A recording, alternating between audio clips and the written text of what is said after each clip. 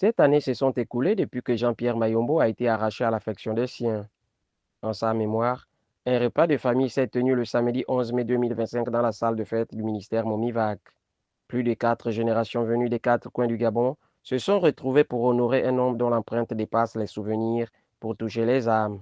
Dans cette chaleur familiale, les mots de l'aîné résonnent avec foi et gratitude. 6 avril 2018, 6 avril 2025, ça fait 7 ans que Jean-Pierre Mayombo a été arraché à notre affection. Ce qui nous réjouit, c'est l'espoir qu'il est avec le Seigneur.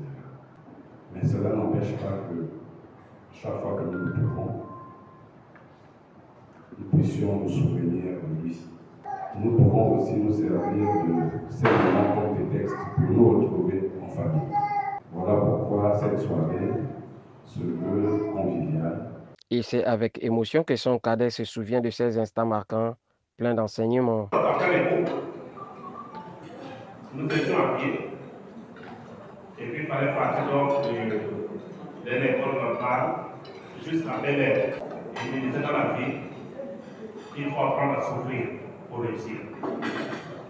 Et donc quand nous sommes en train de marcher, c'est pour une bonne cause.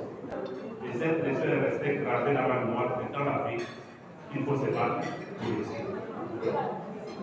Il y a un prix à payer. Il n'y a pas de victoire sans combat. Et donc, cette leçon m'a façonné de telle sorte que j'ai vite compris que la vie était un combat et que rien ne pouvait tomber par hasard. Mais il fallait être un homme de terrain, ayant des bonnes idées, les exploiter, afin d'atteindre le sommet. Jean-Pierre Mayombo, ce n'était pas seulement un membre de famille. Pour ses étudiants, il fut un modèle, un pionnier. Pour nous qui avons fait des études de sciences de gestion, c'est une icône. Parce que JPM est le tout premier Gabonais associé dans un cabinet international, une firme internationale qui est Ernst Young.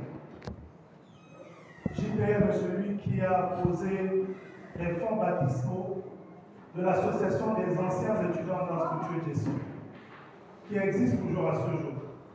Et il en fut le tout premier président. Pour ma part, au-delà du fait qu'il était mon responsable à l'église, Chrétienne à BA2, c'est également mon mentor du point de vue entrepreneurial. J'ai fait l'essentiel de mes classes auprès de nous.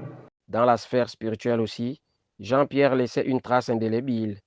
Son pasteur témoigne. J'étais vraiment encouragé par Jean-Pierre qui me trouvait au bureau.